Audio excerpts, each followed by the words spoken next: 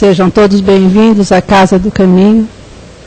Boa noite aos nossos amigos internautas. Que a paz do Divino Amigo possa mais uma vez estar conosco nesta noite. E nós sabemos que Ele sempre está onde se reúne mais ou uma pessoa em seu nome. Hoje nós vamos ouvir as boas novas, né? O Evangelho significa boas notícias em hebraico. Então, todas as vezes que nós nos reunimos é para aprendermos alguma coisa do Evangelho. Lembrando ainda que o Evangelho no lar é a coisa mais importante para nós que estamos começando dentro da doutrina espírita ou que estamos querendo harmonizar o nosso lar, a nossa casa. A gente tem que lembrar sempre que o lar é o primeiro berço. E através desses ensinamentos do Mestre, nós vamos conseguindo driblar algumas dificuldades e conseguir educar os nossos filhos dentro dos preceitos cristãos. Então, não esquecer nunca disso. O Evangelho é necessário para que nós harmonizemos e limpemos o nosso lar. A gente limpa das sujeiras, né, visíveis e esquece que existem algumas invisíveis. Então, é muito importante que a gente faça o Evangelho no lar. Vamos aproveitar esses instantes de estar aqui, junto com Deus, junto com Jesus, junto com esses amigos espirituais que aqui estão conosco, e vamos depositando aos pés do Mestre todas as nossas dificuldades, todos os nossos problemas. Nós aqui viemos com algum intuito e vamos esperar que ao sair daqui todas as nossas dificuldades sejam sanadas ou possamos pelo menos entender o porquê de estarmos passando por determinadas fases dessa vida. Vamos assim cerrando os nossos olhos, relaxando o nosso corpo. E vamos nesse instante mentalizar o Mestre querido, pedindo a Ele nesse instante que possa suprir todas as nossas dificuldades, todos os nossos problemas. Para isso estamos aqui reunidos. Para isso temos a felicidade de aprendermos mais sobre o Evangelho, para que possamos levar esses ensinamentos para a nossa vida, para o nosso dia a dia. E com a certeza de que Jesus aqui está, nos abençoando, nós vamos pedir a Ele nesse instante que possa abrir as nossas mentes e os nossos corações, para que os ensinamentos na noite de hoje possam permanecer conosco. E assim nós vamos envolvendo o nosso companheirinho Amir, que é o encarregado da noite, de nos falar, nos trazer essas boas notícias. E ele vai falar sobre o compromisso verdadeiro e um modo de entender esse compromisso. É isso?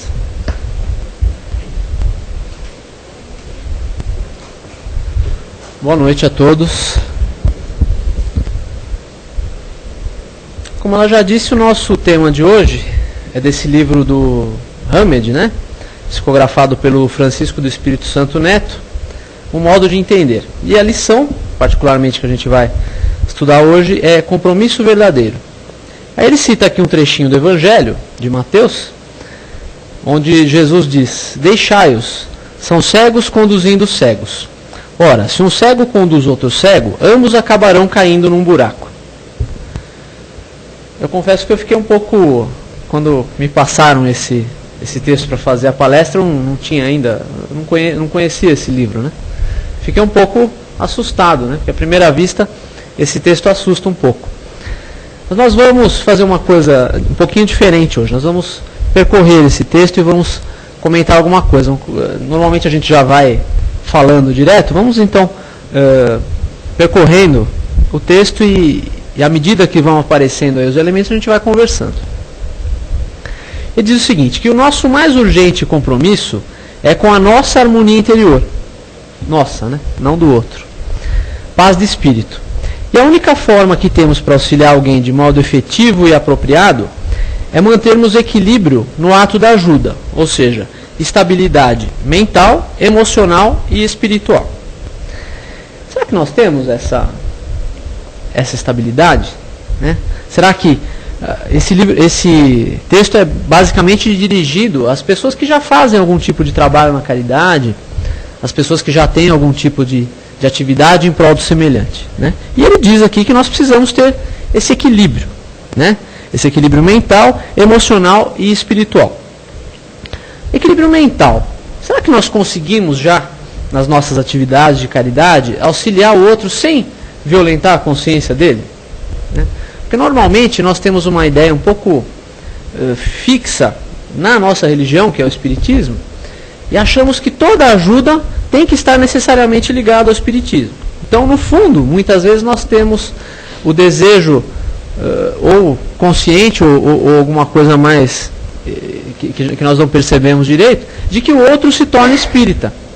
Então nós vamos ajudar uma pessoa, ou num trabalho espiritual, ou num trabalho material mesmo, de caridade, distribuição de alimentos, alguma coisa do tipo, e queremos, no fundo, que o outro se torne espírita, porque nós achamos que no Espiritismo estará a salvação dele. Mas se fosse tão simples, nós que já somos espíritas há algum tempo, estaríamos todos salvos, né? E não é bem assim, né? Nós sabemos que tudo é um processo, é uma coisa muito gradativa, né? Então, o próprio Kardec, ele disse que se alguma pessoa está bem na religião dela, se essa religião que ela professa a faz uma pessoa melhor hoje do que ontem, e amanhã, por conta dessa religião, ela será uma pessoa melhor do que hoje, essa pessoa não tem necessidade do Espiritismo. Então, o próprio codificador falou isso, né? Então, nós não temos o direito de querer achar que salvaremos o mundo fazendo com que todo mundo se torne espírita. Nós podemos sim dar o nosso exemplo, né? Muitas vezes silencioso, o nosso exemplo, não aquela coisa de ficar divulgando, de ficar alardeando o que nós fazemos, mas um exemplo silencioso. E as pessoas, ao verem o nosso comportamento de verdadeiros espíritas, que são as pessoas que se esforçam por superar as suas aflições, as suas limitações íntimas, que se esforçam por serem melhores hoje do que ontem, a pessoa vai ver um espírita, 2, 3, 4, agindo da mesma maneira, ou seja, agindo de uma maneira de se esforçar para melhorar, ela vai perceber que o Espiritismo então tem alguma coisa de bom. Mas não é que nós devamos tentar fazer com que todo mundo se torne espírita. E mesmo no trabalho espiritual. A pessoa que é convidada aqui a fazer um tratamento na casa, fazer uma assistência espiritual na casa, desobsessão, de cura, qualquer espécie de assistência, nós não devemos ter intimamente esse desejo desenfreado de que ela se torne espírita. Nós devemos sim lutar para que ela se evangelize, né? Para que ela compreenda as verdades do Evangelho. O perdoar 70 vezes 7, o oferecer outra face, o andar uma segunda milha a quem te pede para andar a primeira milha. Porque essas verdades do Evangelho vão produzir nessa criatura as transformações íntimas que vão realmente protegê-la dos seus problemas. Não é a crença nas verdades do Espiritismo que simplesmente vai livrar essa pessoa dos problemas dela. E sim a evangelização da sua conduta. Primeiro do seu entendimento e depois, em consequência, da sua conduta. É aí que está a proteção dela, né? Ele fala também que nós temos que ter uma estabilidade emocional. Nós temos essa estabilidade emocional na hora de fazer a caridade? Ou assistido nos tira do sério? Nós estávamos até brincando aqui no sábado que quando nós vamos fazer a distribuição e o assistido derruba aquele copo de leite no nosso tênis, a caridade acabou, né? A caridade morreu ali. Nós já ficamos achando isso, achando aquilo, nossa, agora eu vou ter que passar em casa para trocar o tênis, para ir em outro lugar, tal. Nós ficamos bravos. Então isso é um sinal de que nós não temos a estabilidade emocional necessária, né? Outra coisa, quando um companheiro de trabalho, muitas vezes, vem nos criticar alguma coisa, né? Estamos aqui fazendo a palestra, e alguém ao final dessa palestra, alguém que está acostumado a trabalhar conosco, pode dizer assim, olha, Mira, a sua palestra não foi legal hoje não gostei. Será que nós devemos ficar bravos com isso? Muitas vezes quando nós recebemos alguma psicografia no trabalho, alguma coisa, por que nós ficamos meio chateados se alguém diz que aquela mensagem não é de um espírito tão elevado quanto nós achamos? Porque nós achamos que tudo que vem por nosso intermédio é o suprassumo, né? Só somos intermediários de Bezerra de Menezes, de Meimei, desses espíritos mais elevados. Não. Muitas vezes o espírito que passa uma comunicação para nós, é mais ou menos como nós. Um pouco pior, às vezes até um pouco pior, um pouco melhor, mas às vezes um pouco pior. Então tudo que vem do plano espiritual tem que ser submetido a críticas mesmo. E também no nosso trabalho material nós podemos ser criticados pelos nossos colegas, né? Mas se nós acabamos espetando o outro colega no trabalho, ou ele nos espetando, a caridade também talvez já tenha ficado para trás nesse ponto, né? Se nós falamos alguma coisa com o intuito de melhorar, com o intuito de fazer com que o trabalho seja melhor, isso é uma coisa. Mas se nós procuramos diminuir o trabalho do outro, diminuir o valor do trabalho do outro, na verdade nós estamos intimamente procurando engrandecer artificialmente o nosso. Enquanto nós chamamos a atenção do outro, de todos os outros, para um trabalho de algum colega de trabalho que nós achamos que não está tão bom, nós estamos desviando a atenção dos outros para os nossos defeitos. Nossos defeitos vão passar mais despercebidos quando nós criticamos o outro, né? Ele fala também que nós temos que ter o equilíbrio espiritual, né? Realmente, né? Se nós nos propomos a atender pessoas no centro com trabalho, com problemas espirituais, muitas vezes, é salutar e é mais seguro que nós tenhamos um equilíbrio espiritual, né? Para tirar alguém que está dentro de um poço de areia movediça, nós precisamos estar em terra firme, senão nós vamos afundar junto com ele. Se nós apresentamos o mesmo tipo de desequilíbrio da pessoa, nós não vamos conseguir ajudá-lo de uma maneira efetiva, né? Eu estava até contando isso sábado, que isso uma vez aconteceu comigo, num trabalho de distribuição de sopa que eu procurei participar e eu não estava preparado na época, não sei se estou hoje ainda, mas na época eu fui com uma sintonia muito pesada para trabalhar ali, né? Uma sintonia de julgamento, uma sintonia até de um pouco de receio do comportamento das pessoas, e portanto eu não consegui ajudar aquelas pessoas de uma maneira adequada. Eu distribuí o alimento sim, mas eu não consegui transmitir o que deveria ser transmitido para aquelas pessoas por alguém que pretensamente deveria ter um equilíbrio melhor. Que aquele que se presta a ajudar deve ter um equilíbrio, pelo menos que tente ser melhor, né? Que tente ser mais estável emocionalmente, né? E às vezes nós queremos também fazer a caridade para mostrar, né? Será que nós estaríamos interessados em fazer tanta caridade se ninguém soubesse quem foi que fez aquilo, né? Se nós fizéssemos a palestra, por exemplo, com um capuz preto na nossa frente e ninguém soubesse quem éramos. Se nós fizéssemos a distribuição da mesma maneira, que ninguém soubesse, ninguém visse quem estava fazendo aquela caridade. Aquela caridade desinteressada, aquela caridade que não busca holofote. Será que nós estaríamos tão interessados em fazer essa caridade? Devemos estar, porque nós estamos interessados na recompensa espiritual daquilo. No que aquilo vai fazer pela nossa melhoria íntima, e não pelo reconhecimento dos homens. Né? Jesus disse que brilhe a vossa luz. Ele não disse que brilhe as luzes sobre você. A vossa luz interna, a nossa luz interna que tem que brilhar, né?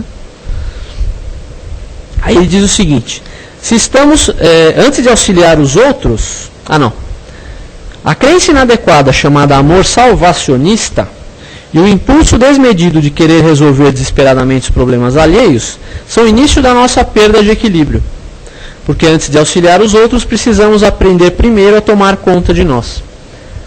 Fiquei meio assustado quando eu li isso pela primeira vez. Porque falei, nossa, mas nós não temos realmente que tentar resolver os problemas alheios?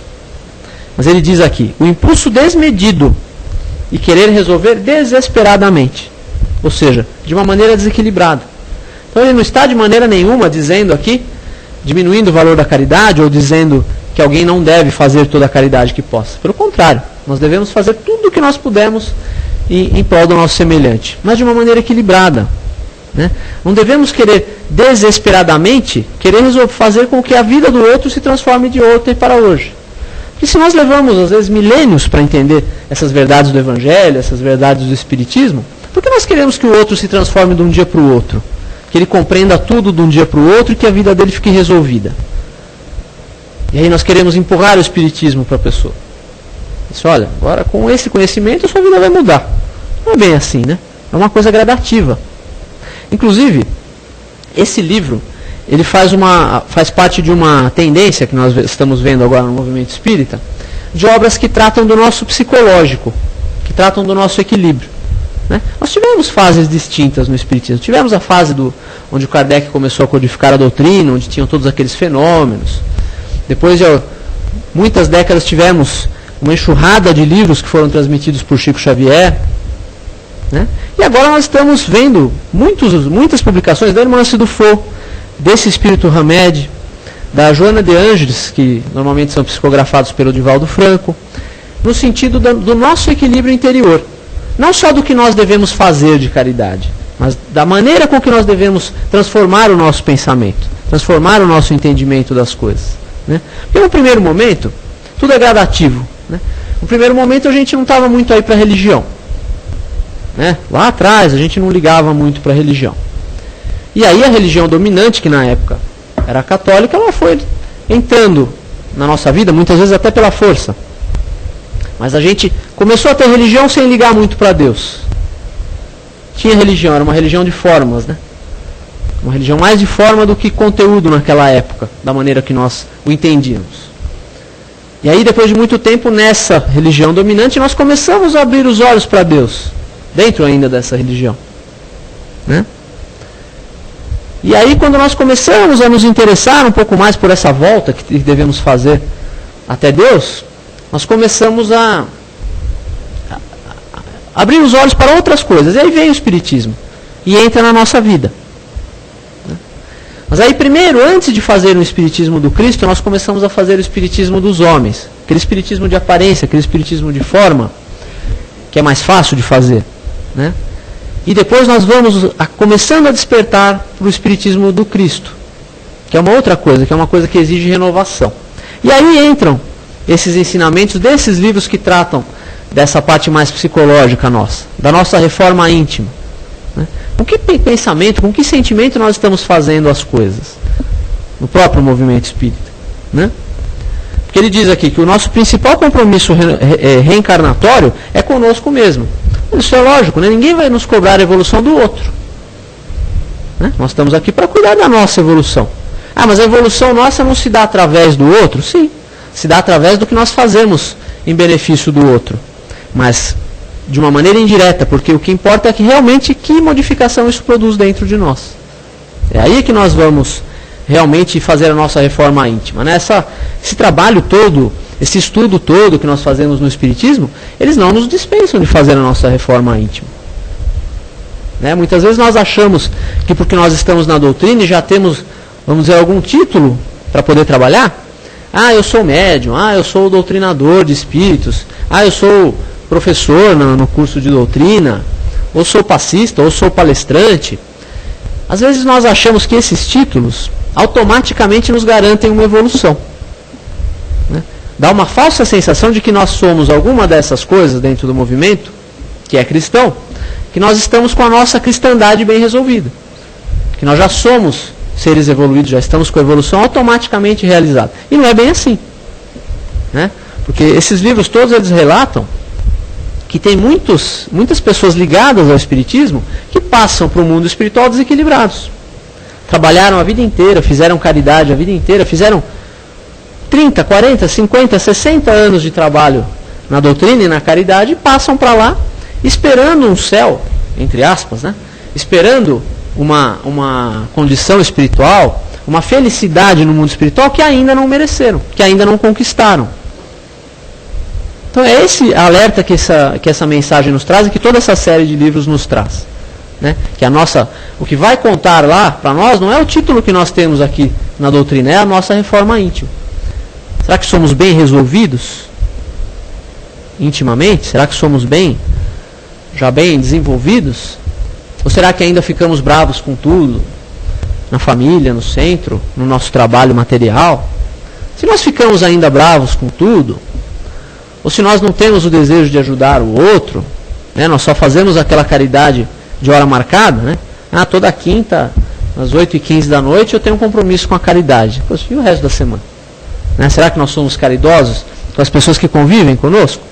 Com a nossa família, onde estão as pessoas, onde muitas vezes existe um passado, muitas vezes tortuoso, e essas pessoas estão reencarnando ao nosso lado justamente para se resolverem conosco, porque muitas vezes já foi difícil o relacionamento numa outra encarnação e nós estamos aqui para desenvolver o amor, e nada melhor para desenvolver o amor do que o seio familiar. Será que nós conseguimos ser caridosos com essas pessoas que convivem dentro do nosso lar? ali no nosso trabalho, aquele chefe chato, aquele colega de trabalho que se julga ainda nosso inimigo, que nós não entendemos direito, que ele não nos entende direito. É aí que nós somos chamados à caridade, né? Lógico que nós temos a ajudar o pessoal de outro país, quando acontecem catástrofes como essa que aconteceu do terremoto, nós temos que ajudar, sim. Mas essa é uma caridade eventual. A caridade de todo dia, a caridade de toda hora, ela é dentro de casa. Ela é dentro do trabalho, ela é dentro do centro. Ela é na nossa rua, com aquele vizinho chato. É esse que nos faz evoluir. Né? Porque conviver com aquelas pessoas que nós temos total afinidade é muito fácil, é muito simples. Não nos exige renovação. Não nos exige esforço. Não é? Então, simplesmente o se integrar no movimento espírita, o se integrar no evangelho e no voluntariado, automaticamente não nos torna merecedores do céu. Né? Nós temos que realmente fazer algum esforço para a nossa renovação.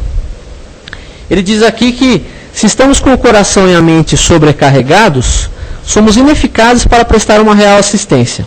Sem serenidade de alma, somos míopes espirituais. Olha só, ele fala serenidade. Serenidade não quer dizer ausência de dificuldade. Quer dizer da maneira com que nós vamos enfrentar as dificuldades. Né? Uma pessoa com a vida cheia de dificuldades, mas que se mantém equilibrada, que se mantém em ligação espiritual com os benfeitores, né, com o plano espiritual elevado, é uma pessoa serena.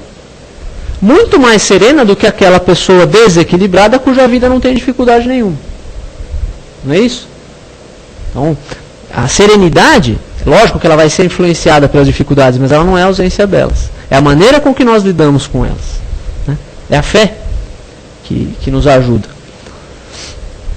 Ele diz aqui também, a cegueira íntima não nos permite ver com clareza os limites da verdadeira ajuda. Muitas vezes invadimos a individualidade alheia, impedindo que as criaturas façam suas próprias escolhas.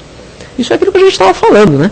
De ir ajudar o outro com o desejo secreto de querer que ele se torne espírita só porque nós estamos dando um prato de comida para ele, ou porque nós estamos dando um passe para ele, e temos intimamente esse desejo de querer que ele pense como nós, né? Como se nós fôssemos donos da verdade. Não somos. Né? Esquecidos de que a decisão delas diante da dificuldade é proporcional ao seu grau de compreensão. Ninguém deve escolher ou decidir por ninguém. E ele fala aqui que nós subestimamos a capacidade dos outros de solucionar as dificuldades. Olha só, se Deus colocou aquela dificuldade na vida daquela pessoa, é porque Deus, que é Deus, confia na capacidade que a pessoa tem de superar a sua própria dificuldade. Ele não daria um fardo pesado para carregar para uma pessoa frágil. Então, se aquela dificuldade apareceu na vida da pessoa, se aquela dificuldade está presente na vida da pessoa, é porque certamente Deus entende que essa pessoa tem condições de suportar e de vencer aquela dificuldade. Mas nós, no nosso sentimento de onipotência, achamos que o melhor jeito de resolver a dificuldade do outro é o nosso jeito. Mas não é. O melhor jeito é o jeito que funciona para ele, desde que não atrapalhe a vida de ninguém, né? Então, o jeito de cada um pode ser diferente, né? E ele diz aqui que nas práticas do bem comum, o mais importante não é curar, mas sim ensinar o doente a conviver com a enfermidade até a sua autocura. Nossa, autocura? Então a gente não cura ninguém? Não. A gente não cura ninguém. Ah, mas Jesus curou. Jesus curou, mas nós temos que entender o seguinte. Jesus, em momento algum, desrespeitou a lei divina. Né? Jesus, ele disse que ele não veio revogar a lei. Então as pessoas que foram curadas por Jesus eram pessoas que tinham merecimento para isso e que já podiam ser curadas porque não precisavam mais daquelas dificuldades. Como assim precisar? Bom, se nós temos alguma dificuldade hoje no nosso caminho, é porque nós precisamos dela para um aprendizado. Estamos aqui para fazer esse aprendizado. Essa é a finalidade da reencarnação. Né?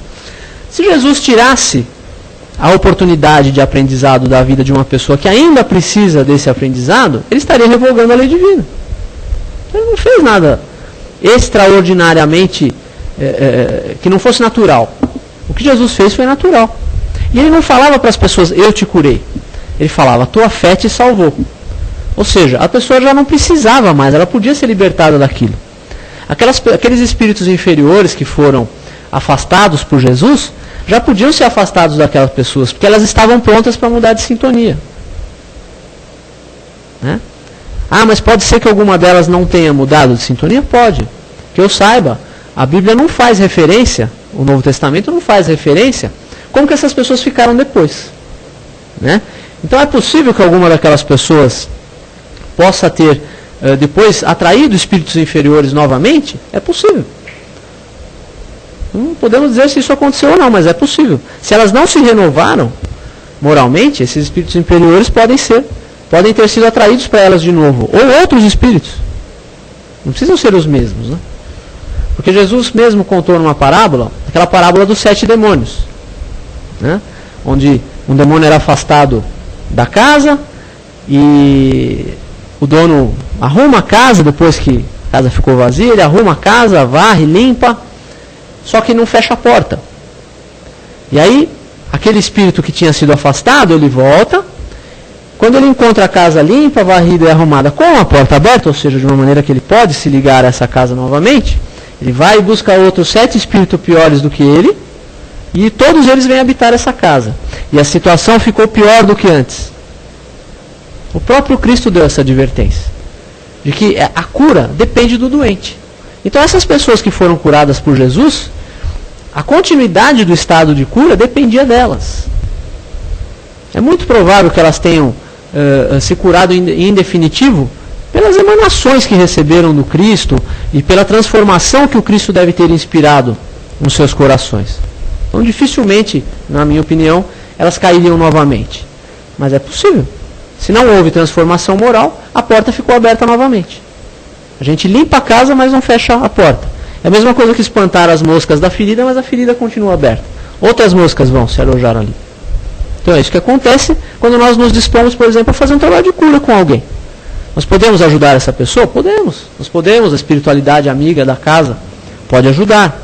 Mas a cura definitiva depende da pessoa. Né? Aí ele fala que nosso verdadeiro compromisso é com a serenidade íntima, que essa paz de espírito nos leva à virtude de permanecer na medida exata. Que medida exata? Aquela medida que não violenta o outro. Né? É o ajudar no que a pessoa precisa, sem querer interferir no livre-arbítrio dela. Se nem Jesus interfere no nosso livre-arbítrio, por que nós queremos interferir no livre-arbítrio do outro? Né? Por que nós queremos ensinar o outro o que ele deve fazer? As escolhas são dele. O que nós podemos ensinar é que toda escolha tem seu preço, toda escolha tem sua recompensa, toda causa tem sua consequência. Isso nós temos o dever de mostrar para o outro, mas não fazer as escolhas por ele. Porque quem vai arcar com o fruto bom ou mal daquela escolha é ele, não somos nós. Então nós temos que respeitar essa liberdade do outro. E aí ele fala que nessa paz de espírito nós podemos encontrar soluções harmoniosas para nossos conflitos interiores e, por consequência, para os conflitos exteriores. Por que isso? Porque normalmente, o defeito que nós vemos no outro é uma projeção do defeito que nós sabemos que temos também. Né? Quando nós vemos alguma coisa que o outro está fazendo de ruim, alguma coisa que não é tão legal, onde for, até mesmo dentro do centro. E aquilo, nós vemos aquilo, sabemos que aquilo está errado, mas nós fazemos um pensamento amoroso ali, uma vibração amorosa e passamos adiante, é sinal que nós não temos esse mesmo conflito dentro de nós. Mas se aquilo que aquela pessoa faz nos causa uma repulsa, nos causa aquela impossibilidade de conviver, de tratar aquela pessoa com dignidade, é porque provavelmente nós temos aquele mesmo conflito dentro de nós. Né? Quando nós vemos alguém orgulhoso, por exemplo, no centro, no trabalho, falamos, nossa, como fulano é orgulhoso. Aí no outro dia nós vemos de novo, nossa, eu não aguento fulano é orgulhoso demais, é isso, é aquilo. Talvez nós sejamos orgulhosos também. E aí quando nós vemos no outro refletido aquele defeito que também é nosso, isso nos incomoda. Isso é a psicologia que diz. Né? Então, a hora que nós nos transformamos intimamente, o outro passa a não ser tão ruim assim. Nós começamos a ver o outro com um pouco mais de indulgência.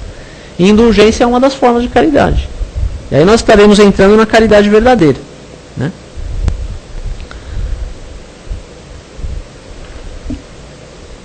Bom, mas então o que nós temos que fazer? Né? Nós estamos aqui para quê?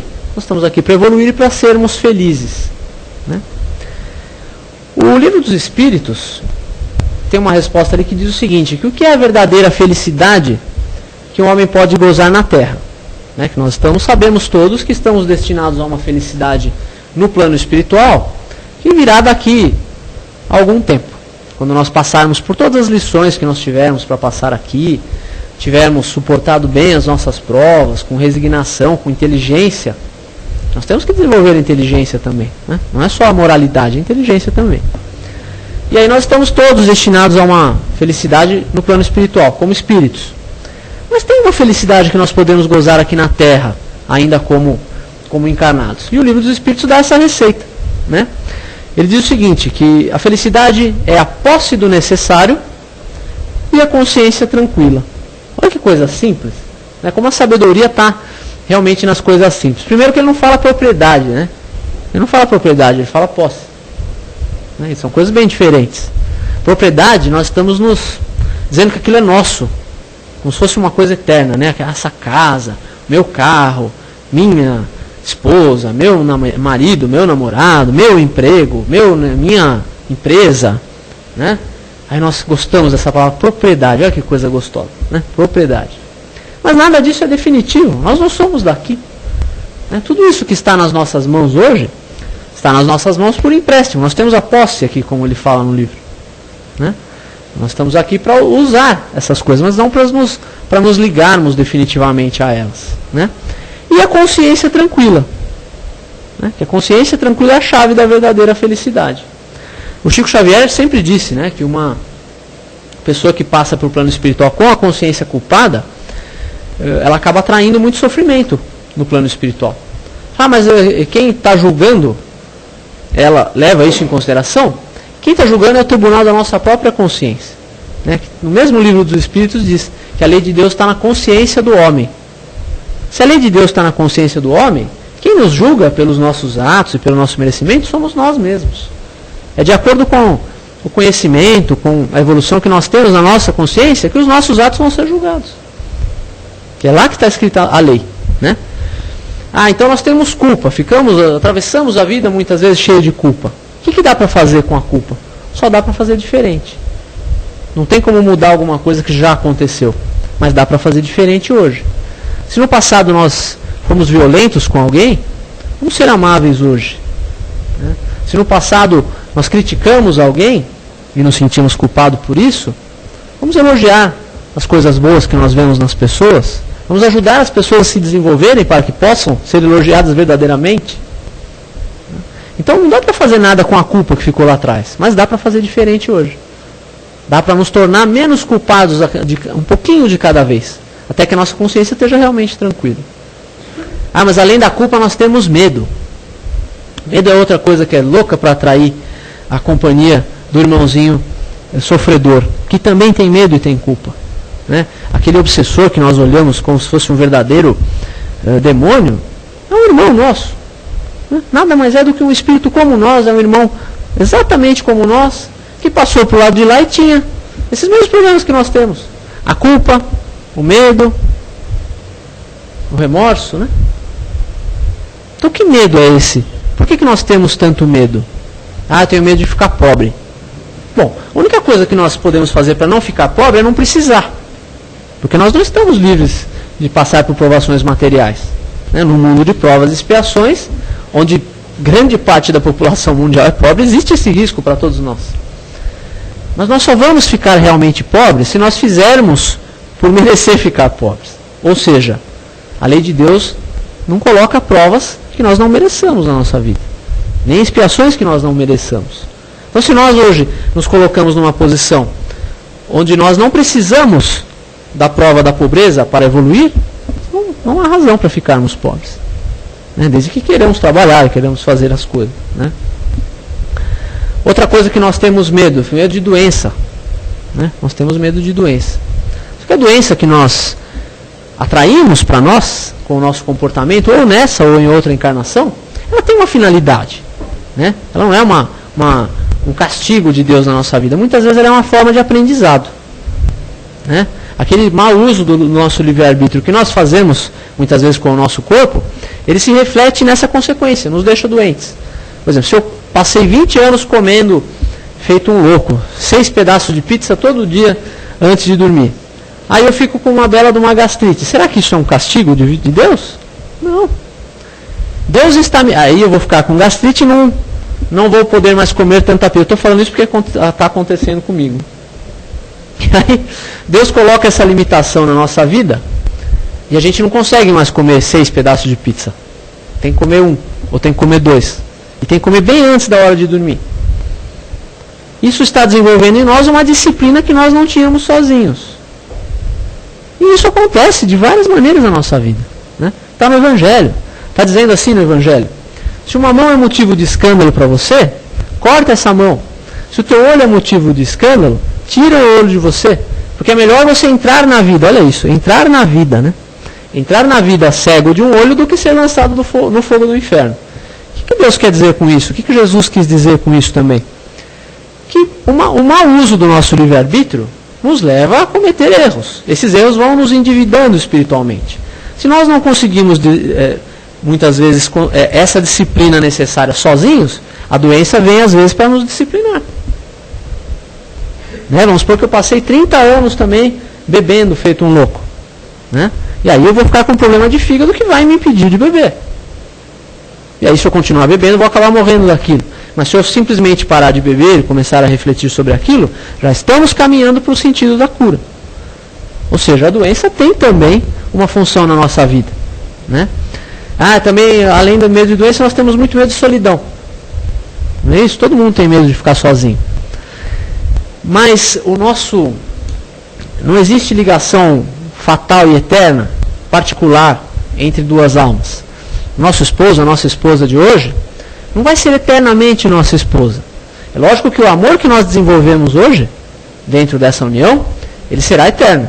Ele vai se perpetuar, porque o verdadeiro amor nunca morre, como diz a Epístola de Paulo. Que o verdadeiro amor suporta tudo, aguenta tudo, se alegra com a verdade, não com a mentira, nem com a injustiça, e que o verdadeiro amor nunca terá fim. Então, se nós desenvolvemos esse amor verdadeiro hoje, esse amor é eterno. Mas aquela pessoa que hoje faz o papel de nosso pai, de nossa mãe, de nosso esposo, esposa, filho, não vai ser eternamente nosso parente nesse sentido carnal. Nós faremos parte de uma família espiritual. Então não dá para poder ter esse apego nas pessoas, porque uma hora nós vamos ter que temporariamente nos separar de todas elas. Não podemos então ficar apegados no outro. E por isso não podemos ter medo da solidão.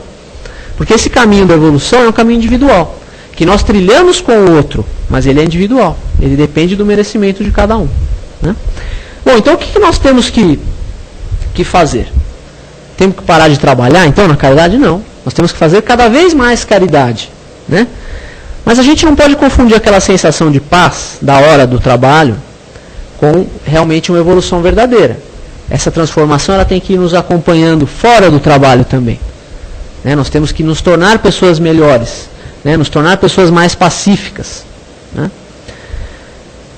Por exemplo, nós temos antipatias, nós temos coisas que nos irritam, nós temos pessoas que nos irritam. Um bom princípio de reforma íntima é procurar saber dentro de nós, sem agredir o outro, por que essas pessoas nos irritam? Por que aquela conduta do outro me faz tão mal? Vamos entrar dentro de nós. É isso que o Hamed está nos convidando, para que nós façamos um mergulho íntimo. Sem esse mergulho íntimo e nós nos autoconhecermos, não dá para fazer essa trilha de evolução. Conhece-te a ti mesmo. Conhecerás a verdade e a verdade vos libertará. Que verdade? A verdade do Espiritismo? Também. Mas a verdade do Espiritismo só nos liberta quando nós conhecemos a verdade que está dentro de nós. Sobre nós mesmos. Enquanto nós tivermos mistérios para nós mesmos, nós não estamos no caminho da evolução. Estamos trabalhando, estamos estudando, estamos progredindo. Mas não estamos com a nossa reforma íntima feita. E essa reforma íntima que vai nos fazer passar para o lado de lá, já com uma condição melhor. Equilibrados espiritualmente. Então, esse autoconhecimento ele vai até nos dar algumas pistas da nossa bagagem espiritual. Não precisamos saber o que fomos na encarnação passada, se fomos reis, rainhas ou escravos, alguma coisa assim. Nós precisamos saber o que ainda está dentro de nós daquilo. Não preciso saber que experiência é aquela, mas o que ficou dentro de mim. O orgulho, a vaidade, a avareza, a dureza, a inflexibilidade, porque isso também é um problema, né? Lembrando dessa questão da dureza, vou contar a mesma historinha que eu lembrei no sábado aqui, que tinha um mestre que ele estava no leito de morte e seus discípulos estavam em volta dele. E um deles disse: mestre, já que o senhor está partindo, me dê algum ensinamento para que eu possa me lembrar durante toda a vida. E o mestre, que não conseguia mais nem falar, ele simplesmente abriu a boca. Abriu a boca e mostrou para o discípulo. E aquele homem de quase 100 anos só tinha alguns toquinhos de dente ali, já carcomidos, já ruídos ali, né, desgastados uns contra os outros. E ele fez isso e morreu. E aí o discípulo falou: nossa, eu não consegui compreender o ensinamento dele. E perguntou para o outro discípulo mais evoluído que estava ao lado. Ele falou: nossa, eu não entendi. Ele não conseguiu me dar um ensinamento. Ele falou: não, ele deu o ensinamento. Né? Qual é o ensinamento? O ensinamento é que, o que é mais duro? O dente ou a língua? É o dente. O dente é mais duro que a língua. E onde estão os dentes do mestre? Ah, só sobraram esses toquinhos. Por quê? Ah, porque eles foram se desgastando, eles foram se quebrando, eles foram se gastando uns contra os outros. E todos são duros, então eles se desgastam uns contra os outros. Está aí a língua. Ah não, a língua está lá, está inteira ainda. Bom, então, apesar da língua ser mais flexível que o dente, não ser tão dura como o dente, intimamente ela é mais forte. Porque ela resistiu aqueles 100 anos. E os dentes estavam todos quebrados e todos ruídos. Né? Então, meus amigos, o que nós precisamos lembrar dessa lição de hoje é nós realmente sabermos viver, né? Sabermos amar, sabermos abrir mão de tantas exigências, né? Que muitas vezes nós temos necessidades demais. Vamos amar a simplicidade, não a miséria, mas a simplicidade, o necessário, o que realmente nós precisamos, o que realmente é necessário para uma viagem curta, de 80, 90, 100 anos no máximo, aqui na Terra. Né? E nós focarmos no positivo, né? No bom que existe nos outros e principalmente no bom que existe dentro de nós. E aí nós vamos poder fazer essa reforma íntima que o Hamed fala, que ao lado do trabalho de caridade é o que vai nos garantir uma passagem tranquila para o lado de lá. Muita paz a todos.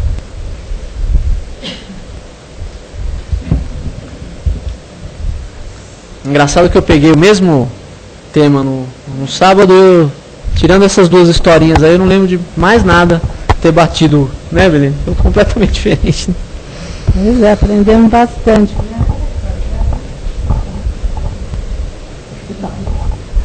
A gente aprendeu bastante. Eu falei que o Evangelho eram boas notícias, e foram boas notícias que nos trouxe aqui o nosso companheiro, né?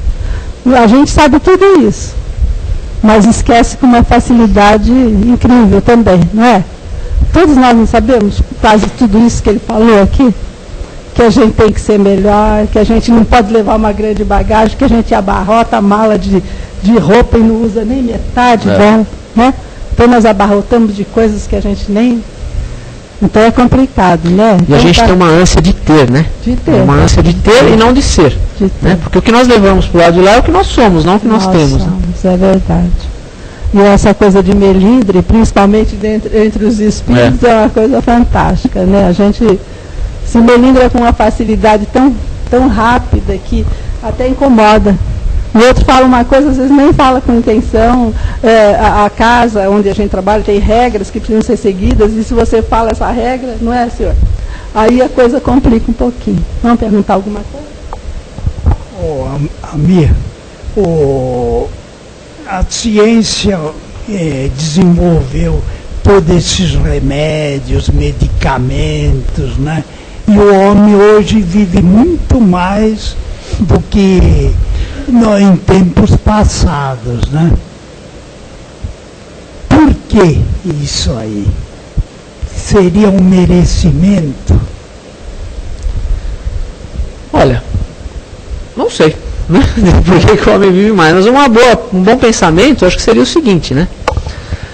Hoje está muito mais difícil reencarnar, né? Porque as pessoas estão tendo menos filhos, né?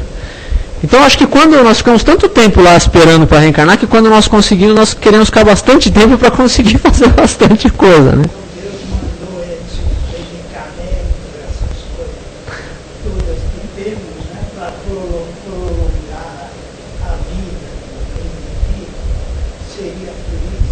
Também, né? Acho que também, mas assim, o que eu acho é que assim, né? Isso é fruto da própria evolução, né? Nós estamos colhendo um fruto da nossa própria evolução intelectual, nesse sentido, né? Porque a gente vê aí, no século XIX, uma pessoa de 50, 60 anos era velha, né? Era velha já. Né? As pessoas morriam com 30, 40 anos, né? 30, 40, 50, né? Hoje, vamos lá, né? Eu tenho 82, né? O senhor está muito bem. Oportunidade. Eu acho que isso é um fruto da própria evolução do homem, né? Nós evoluímos no sentido moral e intelectual, e isso nos proporciona essas possibilidades, né? Falaram de reencarnação, seria para prolongar mais a vida do indivíduo, né? Por causa dessa dificuldade. Talvez, né? Isso é uma hipótese que eu lancei aqui, não dá para saber, né? Nós sabemos que para nós é muito mais difícil essa reforma íntima, né? Esse conhece-te a ti mesmo, porque nós temos o conhecimento. Não seria suficiente nós olharmos um pouco para trás e vermos as histórias desses homens que não tinham conhecimento nenhum, faziam tudo isso se espelhar no homem de bem. Eu acho que seria esse o ponto, né, o foco principal, se espelhar no homem de bem, né, porque é muito mais cobrado da gente que estamos aqui na casa, que temos esse conhecimento, que ouvimos essa palestra, para nós é muito mais difícil. As pessoas que não têm o conhecimento, que estão lá no interior, enfiadas, e que parte uma pessoa na porta da casa dele, pede um prato de comida, ele não questiona, ele põe dentro da casa dele, ele acolhe. E não julga, né? E não julga. Ele simplesmente passa. Esse homem de bem não seria o foco que a gente teria hoje, né? Não seria esse homem que a gente teria que ir atrás e se espelhar nele?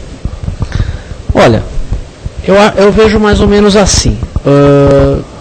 Enquanto nós estamos nesse estágio, né, de um homem que é um homem de bem, né? Vamos pensar na própria evolução humana, né? Estava lá no Gênesis, lá na Bíblia, tem uns símbolos ali, é lógico que são mitológicos, mas são coisas muito boas para nós raciocinarmos em termos psicológicos, né?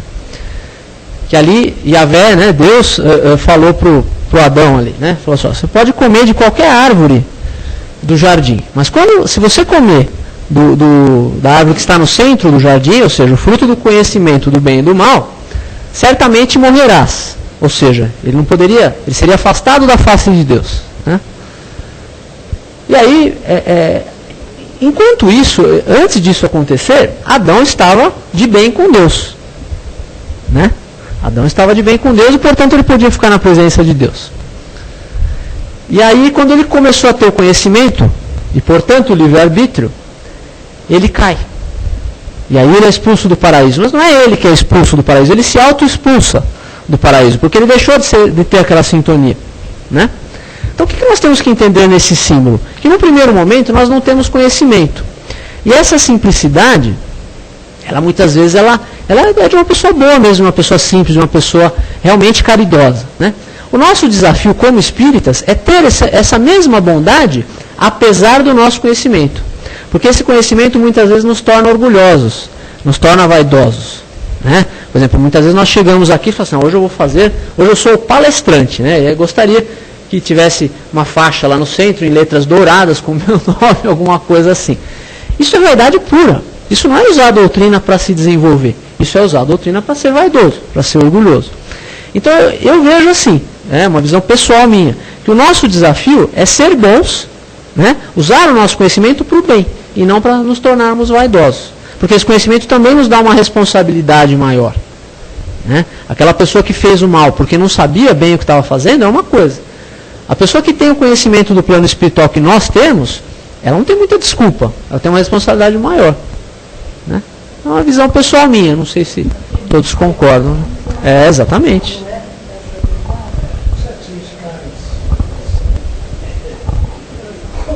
Não, e aí colocando voltando para a história do Adão, né?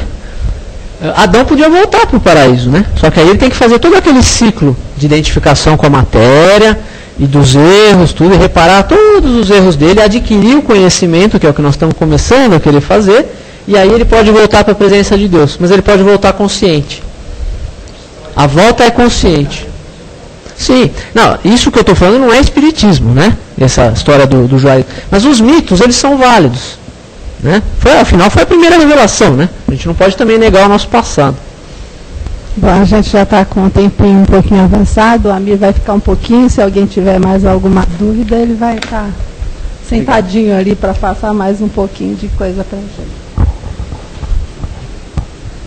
E agora nós recebemos bastante, né? Quando nós ouvíamos aqui o nosso companheiro falar, espíritos amigos aqui estavam nos ajudando, nos amparando, corrente médica do espaço e outros amigos espirituais aqui estavam, sabe, mais uma vez nos amparando e nos protegendo, porque nós somos sempre amparados e protegidos, não só pelos nossos amigos espirituais, como por Deus e por Jesus que está presente. Nós é que nos ausentamos. Então, nesse instante, nós vamos novamente cerrar os nossos olhos. Vamos dar agora um pouco de nós. Vamos fazer um pouquinho de caridade e vibrar por esse mundo todo, com tanta complicação, com tanto problema.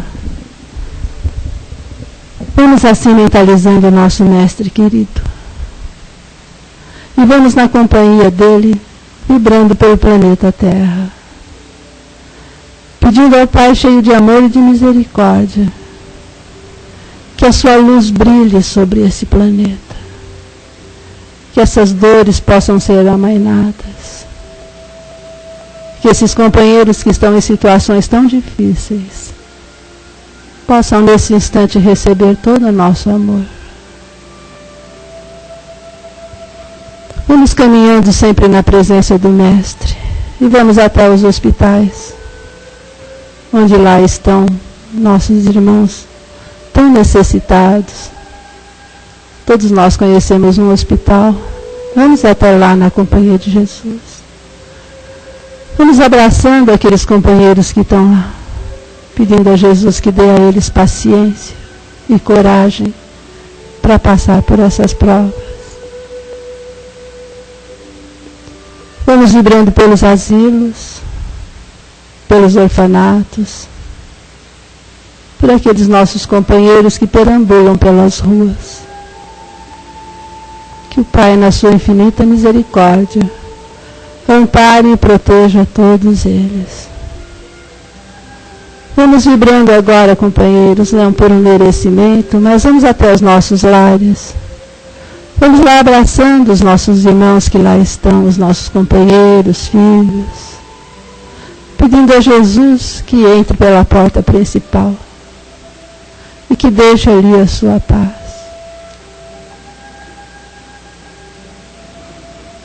Vamos vibrando também nesse instante por nós mesmos,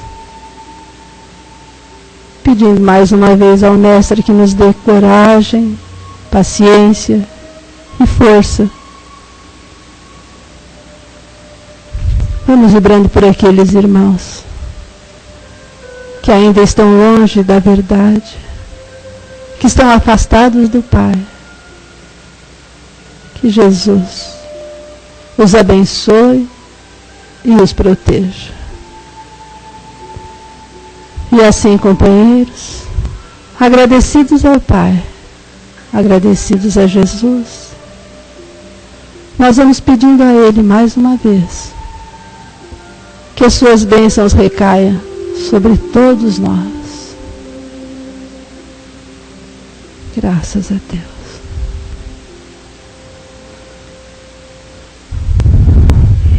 E assim, meus irmãos, nós vamos terminando essa primeira parte do nosso trabalho. Vou pedir a todos que se conservem em silêncio. Se tiverem alguma dúvida, o Amir está aqui para solucionar.